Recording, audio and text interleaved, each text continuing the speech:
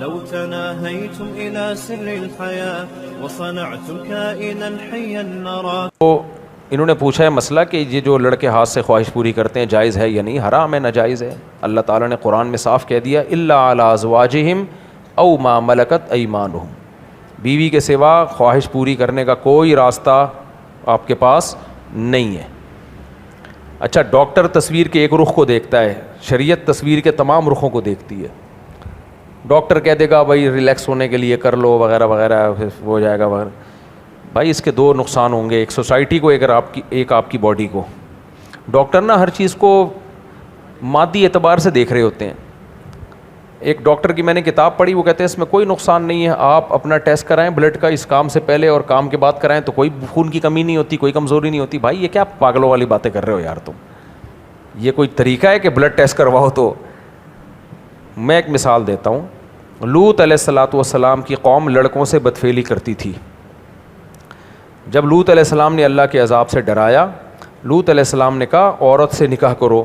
تو قوم نے کیا کہا؟ ہمیں عورتوں سے نکاح میں کوئی دلچسپی بولو نہیں. اس کا مطلب مردانہ لحاظ سے زیرو ہو گئے تھے کہ نہیں ہو گئے تھے؟ کیا خیال ہے؟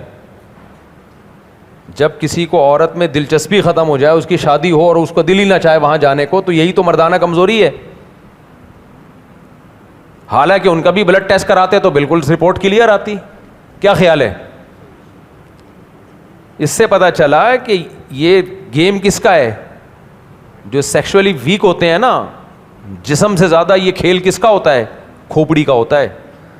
اب لوط علیہ السلام کی قوم میں کیا کون سے وٹامنس کی کمی تھی جو ان کو عورتوں میں دلچسپی کم ہو گئی؟ بھائی وٹامن کی کوئی کمی نہیں، وہ بڑے پاورفل لوگ تھے. بات یہ کہ اپنی خواہش کو غیر فطری طریقے سے جب پورا کیا تو ادھر ہی سیٹ ہو گئے تھے. پھر وہ نہیں آئی میرا خیال ہے بات. وہ سیٹ کہاں ہو گئے؟ اسی پہ سیٹ ہو گئے. تبھی یہ جو لڑکوں سے بدفعلی کرتے ہیں نا، یہ کم بخت مردانہ لحاظ سے زیرو ہو جاتے ہیں. وجہ اس کی ہے کہ مینٹلی طور پر ادھر ہی سیٹ ہو جاتے ہیں یہ. تو اب جو ہاتھ سے اپنی خواہشات پوری کرتے ہیں، آہستہ آہستہ مینٹلی طور پر سیٹسفائی وہیں سے ہونا شروع ہو جاتے ہیں. پھر وہ باڈی اس پہ سیٹ ہو جاتی ہے. تو یار ایک باڈی کو اللہ نے بنایا، مرد کو عورت کے لیے بنایا، عورت کو مرد کے لیے بنایا. وہ کسی اور ذریعے سے کریں گے تو شادی کے بعد پھر وہ ڈسٹرب ہوں گے اس میں. وہ سیٹسفائی نہیں ہوتا آدمی جو ان چیزوں سے بچتا ہے، اس طرح سے سیٹسفائی نہیں ہوتا.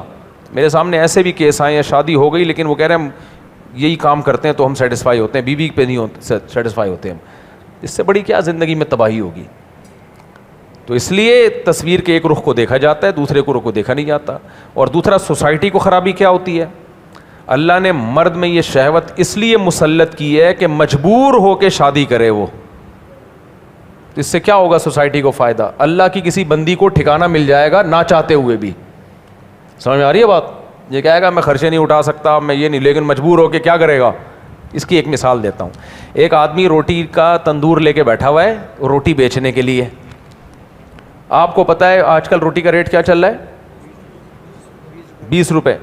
آپ کو پتہ ہے 20 روپے کی روٹی خریدوں گا اس کا بزنس چمک جائے گا، لیکن 20 روپے کی روٹی میں کیوں خریدوں؟ میں اپنے پیسے بچاؤں گا، میں پیسے بچاؤں گا. لیکن اس میں تندور والے کا بیڑا غرق ہو گیا کہ نہیں ہو گیا؟ تو اللہ آپ پہ بھوک کو مسلط کرتا ہے. آپ کہتے ہو یار دل تو چاہ رہا ہے 20 روپے بچا لوں، خون پسینے کی کمائی ہے، لیکن پیٹ اجازت یہ لے 20 کیا 30 لے لے روٹی دے دے یار. پھر جب پیٹ بھرے گا پھر بولے گا ابے پیسے ہی خرچ کر دیے میں نے، یہ کیا ہو گیا؟ لیکن شریعت چاہتی ہے کم وقت خرچ کر تاکہ اس تندور والے کو روزی ملے. تو اللہ نے جن کو بیٹیاں دی ہیں نا، تو اللہ چاہتے ہیں بیٹیوں کو باپ نہ پالے، بیٹیاں جب بالغ ہو جائیں تو ان کو ان کے شوہر پالیں. سمجھ میں آ رہی ہے بات کہ نہیں آ رہی؟ ان کا گھر ہو، ان کو شوہر کی عزت ملے، محبت ملے. اب شوہر کیا کر رہا ہے؟ لونڈے لپاڑے، اب پیسے خرچ ہوتے ہیں، ماں باپ منع کر رہے ہیں، کم وقت تیرا پیسہ تو ادھر چلا جائے گا بیوی کی جیب میں. ہر شخص پیسہ بچانے کی فکر میں لگا ہوا ہے. اللہ نے مرد پہ شہوت اتنی مسلط کر دی اور سارے راستے شہوت پوری کرنے کے بند کر دیے. نہ چاہتے ہوئے بھی کیا کرے گا؟ شادی کرے گا. کیوں؟ راتوں کی نیندیں اڑیں گی، دماغ خراب ہوگا، جیسے ہو رہا ہوتا ہے کماروں کا، سڑے ہوئے دماغوں کا، سڑیل لوگوں کا. تو وہ نہ چاہتے ہوئے کیا کرے گا؟ ابا کر دو، بلیک کلر کی ایک کر دے ابا، کوئی بات نہیں، آڑی ترچھی ایک کر دے. تو وہ کہے گا ابا بس کر دو. تو یہ اللہ نے شہوت مسلط کی ہے تاکہ یہ ہماری چاہتوں پہ نہیں رکھا کہ ہم جب اسٹیبل ہو جائیں ایکچولی تو اس سے نقصان تو لڑکیوں کا ہو رہا ہے نا, بچیوں کے باپوں کا ہو رہا ہے, ان کے ماں باپ کا ہو رہا ہے, وہ بھی بٹھا کے رکھیں گے. تو اس لیے اللہ نے, فطرت یہ چاہتی نہیں ہے کہ اس میں انسانوں کو دخل اندازی کا موقع دیا جائے. فطرت چاہتی ہے مسلط کرو, کمبختوں کرو شادی ہے تمہاری ایسی کی تیسی. اور یہ اللہ تعالیٰ یہ مانتے نہیں ہمارے فلسفے نا کہ ایکچولی ابھی ایجوکیشن, ایکچولی اللہ کہتے ہیں نیچر سب سے پہلے ہے, باقی سب چیزیں بعد میں. تو اس لیے یہ اب آپ نے ہاتھ سے لگا دیا لونڈے لپاڑے کو تو وہ تو شادی 90 سال میں بھی جا کے نہیں کرے گا, وہ ادھر سے پورا ہو جاتا ہے اس کا حساب کتاب, تو کیا کرے گا جا کے. تبھی تو دیکھو 40 سال کے بڈھے ہو گئے, پتہ نہیں آدمی, ہم کہتے ہیں یار تم کمبختوں برداشت کیسے کر رہے ہو تم, ہمیں کیا پتا ہوتا کس طرح سے برداشت کر رہے ہیں پھر یہ, تو وہ کہیں اور سیٹ ہو گئے. ایسے لوگوں پھر میں کہتا ہوں ادھر ہی سیٹ رہو, کیا ضرورت ہے, اب ادھر ہی رہو, اب ادھر آنے کی ضرورت نہیں ہے, اسی پہ سیٹ ہو جاؤ. ہوا و حرص والا دل بدل دے, میرا غفلت میں ڈوبا دل بدل دے.